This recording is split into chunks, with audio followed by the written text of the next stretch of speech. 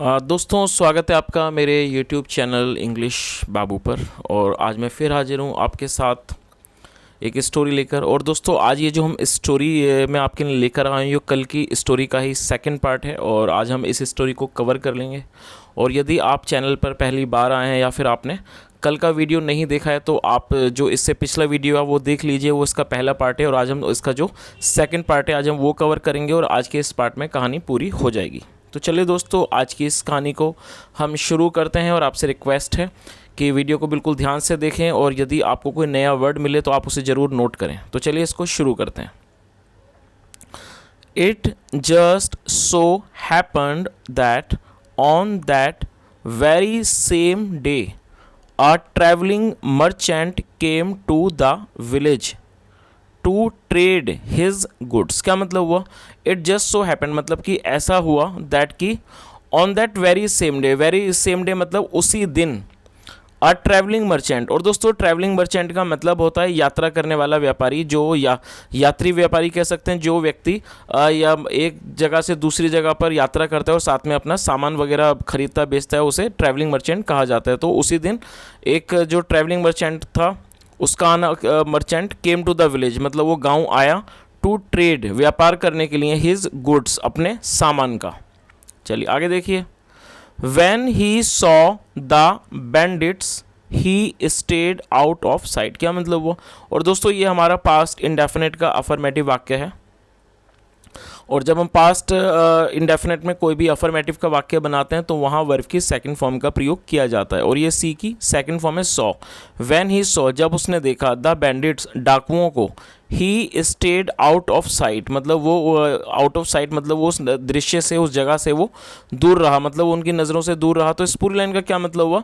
जब उसने डाकुओं को देखा, he stayed out of site वो उनकी नज़रों से दूर रहा।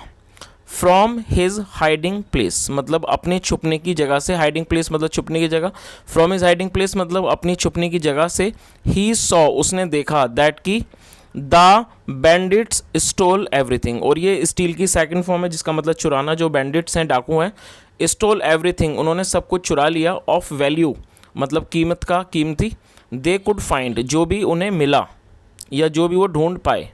आगे देखिए। They ate whatever food was there in the houses. और ये ईट की सेकंड फॉर्म है। दे एट मतलब उन्होंने खा लिया, whatever food was there मतलब जो भी खाना था, इन द हाउसेस जो भी घरों में खाना था वो उन्होंने खा लिया। And also killed many harmless animals और उन्होंने कई जो हार्मलेस मतलब जो हानि रहित जो जानवर थे, पशु थे, उनकी भी हत्या उन्होंने कर दी, उनको उन्होंने मार दिया। चलिए आगे देखिए। After creating a complete mess in the village the gang collected all their stolen goods. क्या मतलब हुआ? After creating a complete mess. और एक क्रिएट का मतलब होता है उत्पन्न करना, पैदा करना मतलब, और कंप्लीट मैस मतलब एक पूरी गड़बड़, मतलब एक पूरी तरह की जो गड़बड़ थी उसको पैदा करके इन द गाँव में। द गैंग कलेक्टेड ये जो गैंग था, समूह था, collected all their stolen goods उन्होंने अपने जो भी उनके जो चुराए हुए जो सामान थे, स्टॉलन गुड्स मतलब चुराए हुए जो सामान थे, उन्होंने उसको इकट्ठा किया। चलिए आगे देखिए।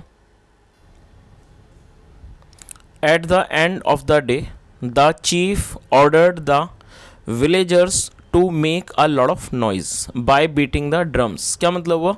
At the end of the day, at the end of the day मतलब कि दिन के आखिरी में, दिन के आखिरी समय में, the chief ये जो मुखिया था, ordered उसने आदेश दिया, the villagers गांव वालों को मतलब ग्रामीणों को उसने आदेश दिया, to make a lot of noise. Make noise मतलब वो शोर करना, to make a lot of noise मतलब बहुत ज़्यादा शोर करने का।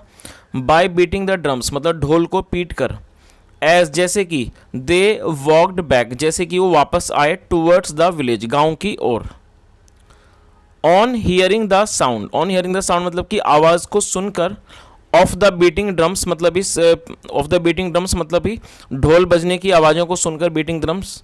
The bandits made their escape जो बैंडिट्स डाकू थे, made their escape, made escape का मतलब होता है बचकर निकल जाना, ये मेक एस्केप की सेकंड फॉर्म है। The bandits made their escape जो डाकू थे वो वहाँ से पलायन कर गए, वो वहाँ से बचकर भाग गए। चलिए आगे देखिए। The village people were shocked to see the condition of their village. क्या मतलब हुआ? और दोस्तों ये जो हमारा वाक्य है ये सिंपल पास्ट का वाक्य है, और सिंपल पास्ट में जब हम कोई भी ऐसा वाक्य बनाते हैं जहाँ पर वॉज या वर के साथ कोई भी एडजेक्टिव नाउन को लेकर वाक्य बनाया जाता है, तो इस तरह का वाक्य सिंपल पास्ट का वाक्य कहलाता है, जहाँ पर किसी भी प्रकार की वर्ब का प्रयोग नहीं किया जाता है। तो क्या मतलब हुआ, the village people were shocked, जो गाँव के जो लोग थे वो बहुत ज़्यादा हैरान थे, टू सी ये देखकर, the condition of their village, अपने गाँव की कंडीशन को देखकर, स्थिति को देखकर वो जो लोग थे वो बहुत ज़्यादा हैरान थे। दे सून फाउंड, और उन्होंने मतलब जल्दी ही उन्हें पता लगा, फाउंड आउट मतलब उन्हें पता लगा, दैट कि they all had been robbed. और दोस्तों ये जो हमारा वाक्य है ये पास्ट परफेक्ट का पैसिव वॉइस का वाक्य है। जब पास्ट परफेक्ट में कोई भी पैसिव का वाक्य बनाया जाता है तो वहाँ पर हैड बीन के साथ वर्ब की थर्ड फॉर्म का प्रयोग किया जाता है। तो इस पूरी लाइन का क्या मतलब हुआ, दे सून जल्दी ही, फाउंड आउट उन्होंने जल्दी ही इस चीज़ का पता लगा, दैट कि they all had been robbed मतलब उन सबको लूटा जा चुका था, and most of their animals, और जो उनके ज़्यादातर जो पशु हैं जानवर हैं, वर्क डेड वो मर चुके थे। This made them very sad, और ये जो चीज़ थी मेड देम वेरी सैड उसने उन्हें बहुत ज़्यादा दुखी कर दिया, उदास कर दिया। चलिए आगे देखिए, the travelling merchant came out of his hiding place, और ये हमारा पास्ट इंडेफिनिट का अफर्मेटिव वाक्य है, और ये कम आउट की सेकंड फॉर्म में केम आउट मतलब बाहर आना। The travelling merchant came out, और ये जो यात्री व्यापारी था came out of his hiding place, वो अपने छुपने की जगह से, जो उसके छुपने का जो स्थल था, जगह थी, उससे वो बाहर आया। एंड अपीयर्ड, अपीयर मतलब होता है प्रकट होना, एंड अपीयर्ड, और वो प्रकट हुआ before the disheartened villagers. Disheartened adjective है जिसका मतलब होता है निराश, और वो जो निराश गांव वाले थे, ग्रामीण थे, उनके सामने वो प्रकट हुआ। तो इस पूरी लाइन का क्या मतलब हुआ कि जो यात्री व्यापारी था वो अपने छुपने के स्थान से बाहर आया, और वो उन निराश जो गाँव वाले थे उनके सामने वो प्रकट हुआ।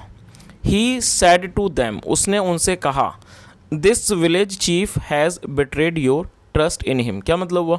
और दोस्तों ये जो हमारा वाक्य है ये प्रेजेंट परफेक्ट का वाक्य है। जब हम किसी भी वाक्य में हैज़ या हैव के साथ वर्ब की थर्ड फॉर्म का प्रयोग करते हैं तो इस तरह का जो वाक्य है वो प्रेजेंट परफेक्ट का वाक्य कहलाता है।